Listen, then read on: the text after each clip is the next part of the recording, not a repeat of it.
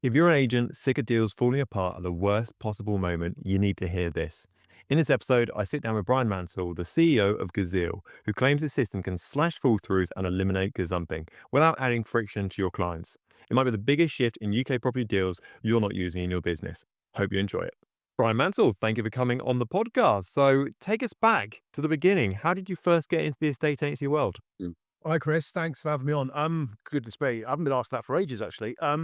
I wanted to be a professional footballer, a film cameraman to film wars, when I was at school, and I broke my ankle whilst playing for Woking FC, so that ruined my career as a footballer at 17. And I had to have there was a 5-year waiting list to become a cameraman at ITN. I did all my work experience with the news, and in between that, I said to my dad, what am I going to do for money?" I was working at McDonald's at the time, part time, and he said, "Oh, I've got a friend of mine who's an estate agent. Why don't you go and do that? Because they can give you a car." So I went, "Oh, cool." So I got a training negs job at a firm called Carson and Company in Surrey. They gave me a company car, and I fell in love with being an estate agent and did it from 1987 all the way through to 20. Well, I suppose still now, but frontline estate agency to about 2018. Wow.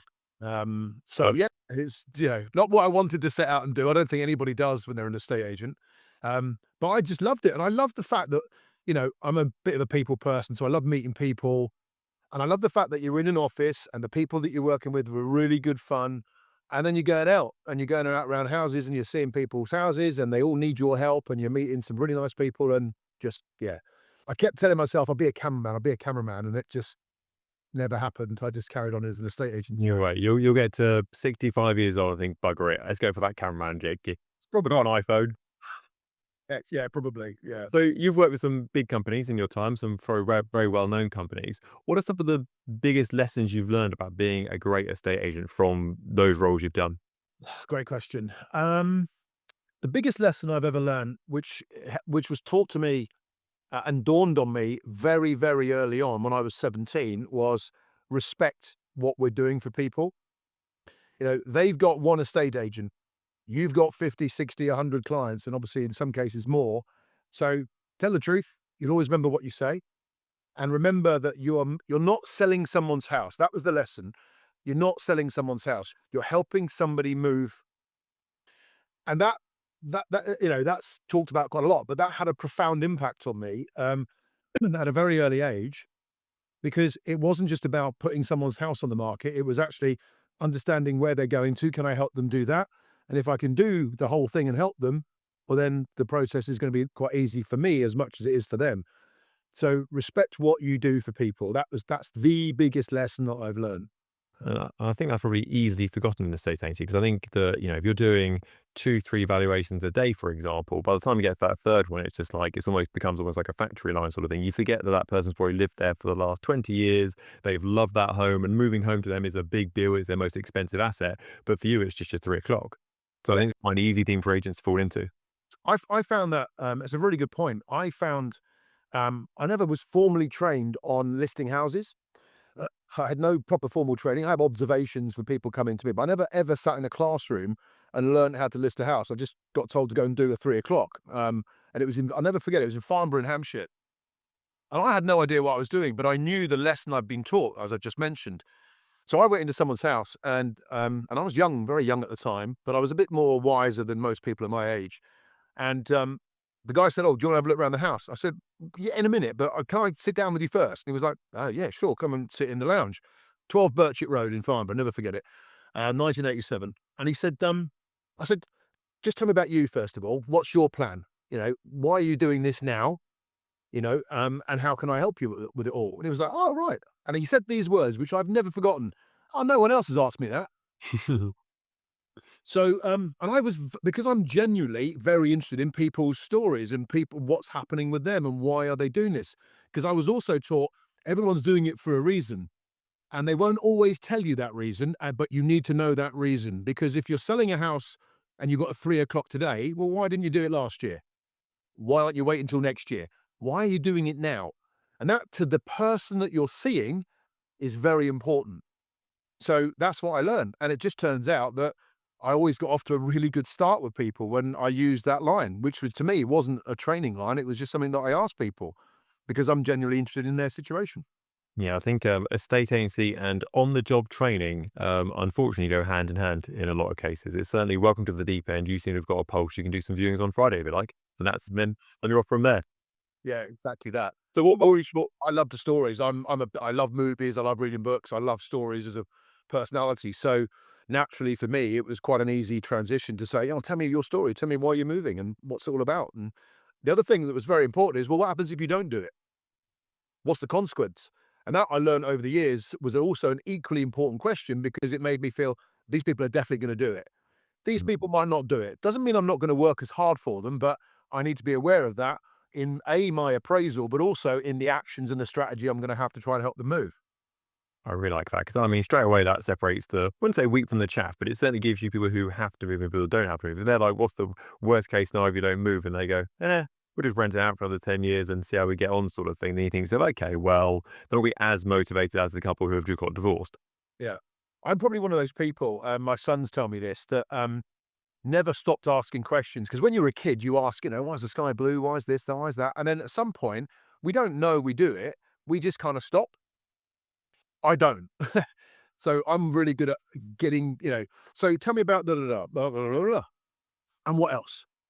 What's the real reason? What else is there? And what happens if? And well, if you don't do it, if you want to rent your house out, why aren't you doing that now instead? It's that sort of stuff. And I just found that it just gave me a real wealth of information, which of course turns out when I did later on in my life learn how to do a sales process, thought, well, I'm already doing that. And that's pretty good because people tell me everything. And that gives me much more information to be able to make recommendations, Yeah. I which really turns out means I get a better fee. Yeah. I'm sure they say something on the expression of if you ask why 5 times, you eventually get to the reason, actually the core reason why actually someone wants to do it. So if there's sort of padding around why you hypothetically should do it, but you go, look, why are you doing that? And then why are you doing this? And why eventually it's like, look, because this is happening. You're like, right, I get it. Now I understand where we're coming from. It's certainly that sort of inquisitive mind that kind of gets to the final point. It's that iceberg, isn't it? That old classic. I mean, that's been going around for years since before I was born. That old sales thing. They tell you that bit, but it's the bit underneath you want to know. You know, So what was your final role on the front line of a estate agency before you kind of went into the prop tech world? I was the managing director at Your Move Estate Agents.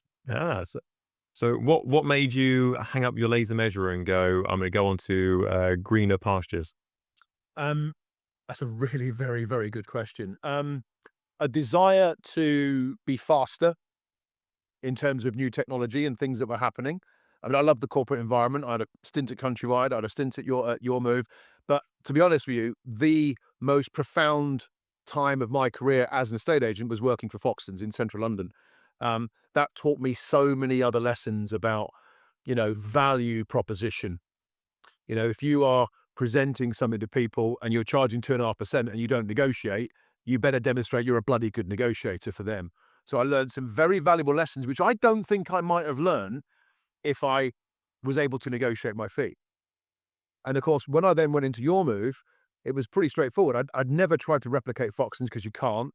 But what I tried to do was take certain elements that I'd learned on the front line. I was a valuer at Foxtons. I was a manager. I was an area manager. I launched a virtual business in Hampshire and Surrey for Foxtons, so I knew how to work remotely with agency, which didn't have any impact because you didn't have an office. I learned so much. But what I learned was the value of branding and the value of value propositions. And actually, what you pitch to somebody, what's the benefit to them, and can you get that benefit across? And if you can, in a very different way to everybody else, they don't make a decision on fees. They make a decision on fees if they can't find something different about you, because that's the only thing they can do differently, right? So, And do you but yeah, Your Move, I loved Your Move. I worked in Devon and Cornwall, some fabulous people. It was one of the best times I've had as an estate agent with some amazing people. Absolutely loved it. But I got to the point where might have been a midlife crisis. I don't know because what was I, mid 40s. I just felt that it was as far as I wanted to take it. And actually, I wanted to explore other things within the sector. I've always dedicated myself to the sector, but I felt I wanted to do something else. So I had a stint completely differently. I was on the board of the Guild and Fine and Country, GPEA as it used to be, which was brilliant. I had about a year there, met some wonderful people, learned some new lessons about franchising and licensing models and support within a state agency as a third party. And that kind of all my experience of going around and talking to estate agents, I talked to, in a 6-month period, I think I visited about 800 firms of estate agents, which Right. was on the road all the time. And every single time, they all had the same issue: lack of time and issues with their pipeline. Yeah. And those were the days, my Foxtons days and my Guild days, and a little bit of LSL helped me form what is now Gazeal. So how did Gazeal come around then? Was it you woke up one night and thought, "Oh my goodness, I've seen the light and let's get cracking with this," or is it gradually over time? Talk me through sort of from first idea through to sort of launch. Yeah, well, I had the idea. Originally, what my plan was, I don't think I've told many people this, so this might be a bit of an exclusive. What my plan was to launch the UK's first estate agent that doesn't gazump anybody, that bans gazumping, right, as a point of difference. And it was going to be based on what is probably today an EXP model, that sort of thing. Hire existing estate agents that know what they're doing and that are good quality, that want to work for themselves but prefer to work in a group. Um, but one of the key things that I'd mapped out was that I wanted it to be and I called it Project 50/50, which is it's a 2% fee, but the buyer pays 1% and the seller pays 1%. And they also have what I called a pre-exchange agreement when the sale was agreed. So I then set about trying to find that, and I found this little thing called Gazeal, which did exist at the time, but it wasn't doing anything. It was kind of dormant. They had no traction. Um, and so I approached them to say, look, can you tell me a bit more about this? I've heard about it and so on. And they were, well, do you want to come have a meeting in London? So I went to Millbank and a meeting with them and realized very quickly that it was dead in the water. It was not going to work. The way that they'd structured it, none of them were estate agents, so they hadn't really thought about the agency side of things as a medium, a distribution channel. And so I agreed to join them on the basis, initially as a consultant, to give it a bit of a rinse and a review. And it was so well received by their shareholders that they said, will you come and be a co-founder and relaunch? So we scrapped it and completely rebuilt it and then relaunched it in the back end of 2019. And it's flown since, which has been great. So the original name of Gazeal was not my idea, and I didn't technically think, I thought of the process we have now that's working, but the original concept was formed by a chap called Duncan Samuel, who's a property solicitor, had his own conveyancing business. So actually you can say, and you can say, that an estate agent and a conveyancer actually are working together. There you go. How hand in hand. Who knew? Who knows? I think. So talk me through so we understand, give me the concept of Gazeal. So give me how it works. What's the nuts and bolts? If I've been living under a rock for the last however long and you came to me and said, this is a Gazeal, well, what would I be looking at? So it depends on which route you want me to take. So I'll give you the design of Gazeal, really, what we set about to do, and then I'll give you the elevator pitch, if you like. So Gazeal was formed with the most important thing of all, which was, who is this for? And that was one of my first questions, actually, when I met them. This is for the buyer and seller. It's not for the estate agent. It's not for the lawyers. It's not for anybody else. It's for the buyer and seller. And so they were in the center of what we decided, or what I decided to help rebuild Gazeal around. It was around their interests. And what it was it is an option for people to offer each other meaningful commitment at sale agreed stage, that if one of them wants to withdraw before exchange of contracts, they do so recognizing that that action is going to significantly affect the other side, and therefore they agree to pay compensation to soften the blow. The fact is, the compensation amount deters people from actually either entering into the agreement, so they show their true colors on day one. A lesson I learned at Foxtons: if you're going to get a fall through, for God's sake, get it before the sale starts, not 8 weeks in when you've spent a lot of money and time. That's good business practice. Um, and but also for the majority of people that move, they are frightened to death of loss, you know, and they're racked with uncertainty, because when you strip it back, you put your house in the market, you might get the keys to your new house in 6 months. The only time you know it's going to happen is 10 days before it does. That's madness. Always has been. So we wanted people to experience an exchange feeling at sale agreed. So they could go into that transactional process without the worry that they would ever be penalized if something happens that's beyond their control. But more importantly, safe in the knowledge that they both can trust each other and they've got meaningful commitment, which means that they're going to stick to the process in most cases. The Yeah. elevator pitch is that. Hmm. I suppose it's a case that nothing commits someone like people actually putting their hand in their pocket or potentially putting their hand in their pocket and going, I put my money where my mouth is and say, yeah, I'm serious about buying your property. And they say, yes, I'm serious about selling my property. And as you absolutely bang on say, you'd rather find out on day one that someone goes, oh, actually, not quite sure about doing that. And you think, okay, at least I found out now nice and early on before I went on to commit and put too much work into it. At least we can find a different buyer or different avenue to go down. But I think it's when you get to 6 months and 7 months and 8 months and they go, actually, yeah, we found another property. And you think, oh, for Christ's sake, why have I put so much work into it? So there's an agreement then that's obviously signed by both parties. What's the sort of financial commitment that comes through on both sides? Yeah, so the buyer and seller create their own agreement with our help. We give them a template, but they can modify that. They can, and more importantly, they can include anything they want to include that's specific to them and that deal, because they create their own agreement essentially. We guarantee that agreement, so they choose a compensation amount between 2 and 10,000. We used to do more, but it was kind of irrelevant really, because this is not about getting a holiday or refurbishing your house. It's about covering all your costs. Um, so people choose between 2 and 10 grand. Most people choose around five, that it's sort of mid-range. They don't pay it up front. They keep their money. Excuse me. And they're on the hook for that if they step outside of what they've agreed all the way through during a committed timescale that they have, which can be up to 6 months. Typically it's 3.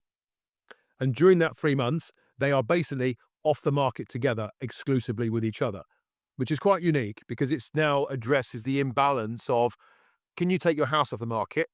Whereas the estate agent has absolutely no way of knowing if the buyer has stopped viewing houses or turned off their Rightmove alerts, right? Which they very rarely do. So this is the only way that gives the seller and buyer together total confidence that they're both in the same deal, committed with each other, which of course makes people feel really good and feel more relaxed about everything else. And then, of course, what the agreement does, and the beauty of it, is that it's got a set of rules. So and the rules are follow the process. If something happens you can't control, nothing to worry about. You step outside of it, you got to pay compensation. And how does that look on a day-to-day statistics for a business? Because I work with lots of clients who have a really decent sold pipeline going through, and they're watching it like paint dry, like drip through the sales progression process. So how does this look like with regard to fall through rates and completion times? How does that affect that down the line? Yeah, so we obviously our initial ambition, which is still the ambition, I should say, is to reduce the collapsing sales. Right, we're trying to reduce the abortive sales that happen that cause so much pain to the public, which currently happens every 2.5 minutes of the day, which is astonishing. Um, so essentially, that was the mission to do that. But it turns out, whilst we've achieved that, so over the 7 years we've been trading, 6 and 10 months, 6 years, 10 months, and we're talking something about 30,000 people that have interacted with the Gazeal process. Our ratio of deals done to exchange is 95%.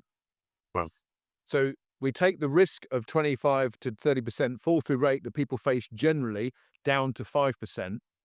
But the bigger win that the agreement has produced is it's kept people in a process without threatening each other, which they often do. It's stopped people gazundering. I've had a survey, I want 20 grand off, and the agent is literally has no dog in the fight. They've got to go to the seller and say, you need to reduce or we might lose this buyer. And that's such a stressful situation when actually the buyer has misread a survey or misunderstood that the surveyor's intentions are to find things that are wrong to cover their ass. Um, which I understand because I've been in the industry. So the agreement protects people over surveys. It keeps them calm and gives them get out clauses if they can't do the deal. But most people, and this is what we built it for, we built it for the people that are genuinely committed and want to be able to prove that. There's always going to be the minority in anything we do in any part of society that is a bit of a dick. But actually, you can cut that out if you like, sorry. Um, but Gazeal wasn't built for them. It was built to spot them and to make sure the seller knows this person's really flaky, or the buyer knows this seller's really flaky. But that's the minority. It was built for the majority of people who genuinely want to be able to feel better about this deal when they go into it and not have to worry unnecessarily.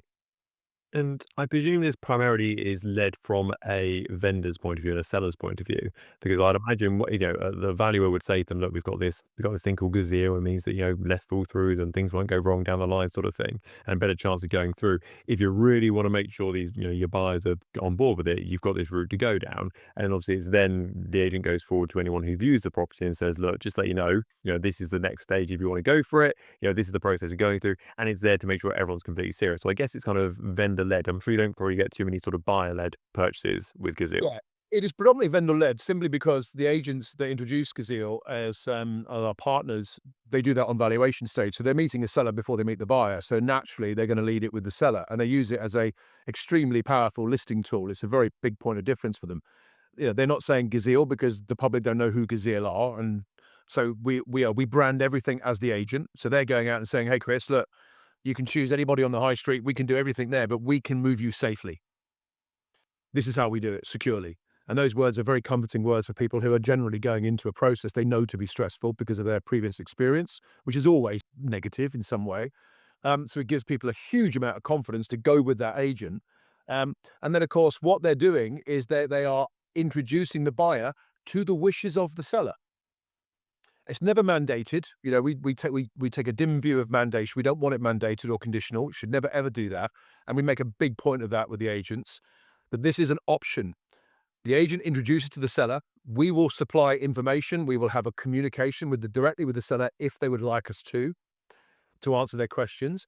And then the majority of them, over 90% of all sellers in 7 years, offer this service to their buyer.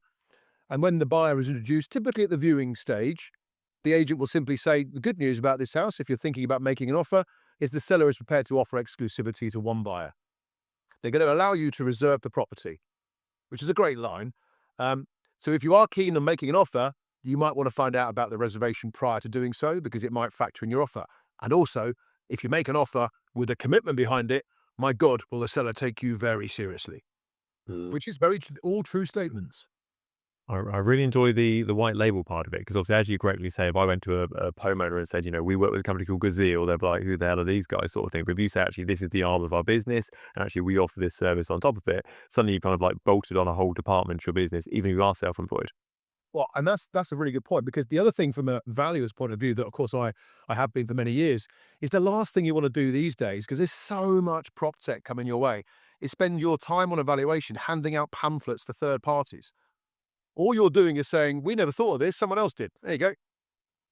And be saying there's a genuine problem that people face in the market, the time it takes, and the risk attached to it. The public are not stupid. They know this, right? So when an agent, but they don't know to ask or talk about it, and most agents go, "Ah, yeah, but what happened to you? Look at this pie chart. Aren't we great? We move people through 2 days for everybody else." All that crap that people don't really care about. This way, they're saying, "This is the fall through rate in this area. This is the risk." And because of that, that's why we, as an ethical agency, have this as a solution. And It's a powerful message. It really is. what would you say to an agent who would look at that and question it and go, "That's adding friction to my process"? Because what's easier, technically speaking, is a vendor just saying to you, "Yeah, just bang it on the market, do your pictures, get it online, start viewings, no cash exchanges." That's like a frictionless, sort of as little as possible process. Adding Gazelle on top adds a certain amount of friction to the sort of onboarding, kind of the purchasing process. So what would you say to an agent who went, "Oh, that's going to be too much friction for my sellers"? They'd offer them a deposit process instead, Mhm. which Gazeal also do, which has zero friction for the seller. So same process as new homes, exact the same process as lettings. And this way, you're treating all your customers fairly the same way. You're giving the same opportunity to a buyer that you're giving to a tenant, the opportunity to secure their dream property they want to move into, without the fear of losing it, which everybody has. But to a seller, there's no friction at all. If the agent's worried about the reservation and someone not being too committed, which some people aren't at the point of listing, no problem. Come on the market. What we do to protect you is we take a holding deposit. We're the only agents that do it in the area to make sure that your buyer is serious and genuine when the time comes. Well, what happens if I can't sell, I can't find a house to move to? Well, then you just give the deposit back to the buyer. Mm. There's not a lot of friction in that. And I'll be honest, Chris, if an agent sees friction in that, they won't be working with Gazeal. No, well, I think that's fair to say. That decision's quite an easy one for us to make. Yeah, easy non-client on that side. So, talk me through then with regard to the legality is probably the wrong word, but how challenged have these agreements been? I'm sure you've had obviously once Hmm. we give my hand over money, they think I'm going to get my money back, and I'll send you a shitty letter to say give me money back or else sort of thing. How tested are these agreements? Well, that's a great question as well. So, up until the middle of last year, they weren't tested. And it's worth knowing for your audience as well that the legality of the Gazeal agreement and its enforceability is absolutely irrelevant to everybody involved, other than Gazeal. The reason being is that in every agreement we have in the reservation, which is the most popular service we have, and the one we do the most of, we put in a guarantee. So if you and I are in a deal with Gazeal and the agent, obviously, and you back out on me, as we have seen hundreds of times, and create all sorts of stinkiness about you've done it fairly, it's not your fault, and da da da, even though you've clearly breached the agreement. So you are refusing to pay me, the seller, the compensation that you signed up to do so. Gazeal will pay it for you. We will then take you to court. So the legality and enforceability of our agreement rests solely with us. The good news on that is we've been challenged in the High Court by one buyer in Chiswick who took us all the way to the High Court, and the High Court ruled in Gazeal's favour. And he tried to be, I mean, this is a story on its own, which is brilliant. He tried to be super clever and get out of the agreement because he tried to gazunder, he wanted to gazunder the seller the day before exchange by £250,000. Right. What this guy did is he switched the purchase of the property, which was cash, into the name of his mother. Then she tried to get the price down on the property. The agent rang us and said he's breached the agreement, and we said he hasn't because the mother's buying the property. He's not. So the agreement does not exist between the mother and the seller. However, in order for him to switch his mother into the purchase, the bit that he'd forgotten about is it meant he'd withdrawn from the purchase and therefore he'd broken the rules of the agreement. And we paid out a very sizable amount of money to the seller, who was very happy with the agent, delighted, reserved again and completed on the next deal. And this buyer dug his heels in. We went all the way to the High Court, and he settled with us just before we appeared in the High Court. Oh, so there you And it go. cost him a lot more money than he'd actually should have paid the seller. Well, sounds like it. I mean, are there other countries in the world who have this as kind of like the standard? Is there any ones we look at and go, actually, they've got it right? Every country other than England. Yeah, take your pick. Scotland, Yep. although Scotland's system is not without its flaws, it has 11% fall through rate the last time I looked. So we're twice as good as Scotland. So it's twice as effective as the Scottish system, which quite often our agents will sort of laud to. If only we had that, we'd be great. Um, America has this system. France, Belgium, Spain. In Spain, or most countries, you want to buy a property, you got to put down 10% immediately, which is non-refundable. So our system, I think, because we designed it, and I'm bound to say this, I suppose, but I'm genuine, and certainly the feedback from our customers who are buyers and sellers is extremely fair. It's the only one that I've seen, and we studied everybody's. It's the only one that strikes a pretty good balance of fairness between the buyer and the seller equally. And of course, that puts us in a very unique situation in the deal because we are the only, you could say, truly independent people in the sale. The buyer's interest and the seller's interest are equally important to us, whereas everybody else that's involved, all the other actors in the play, have an allegiance with one of the two parties. And the public seem to really like that.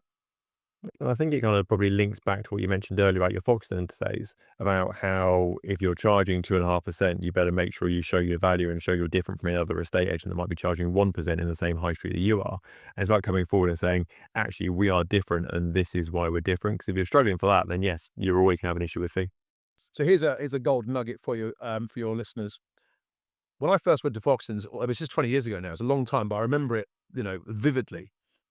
I had no formal training on listings, and I stupidly, not that it may have affected me, but I didn't actually know what Foxton's charged. Genuinely, honestly, life of my kids and all that.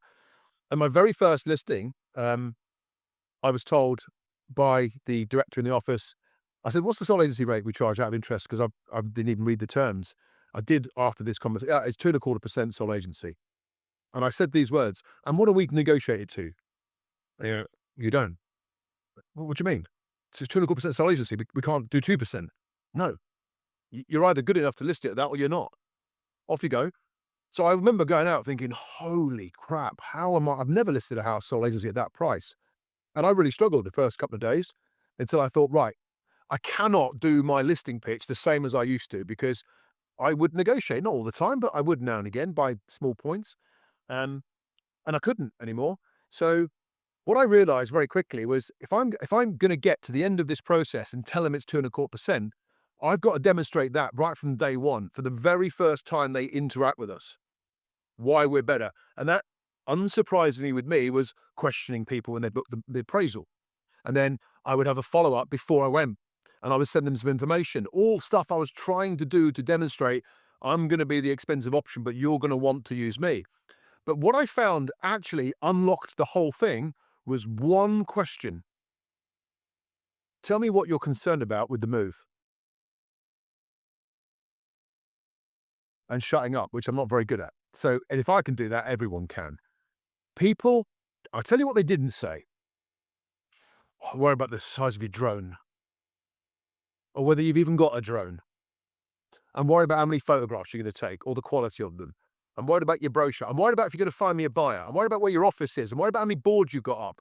All the things that we as agents think that people are concerned about, they don't give a shit about. What they talked about, absolutely everybody, because I asked that question to everyone I met from that point for a good few years.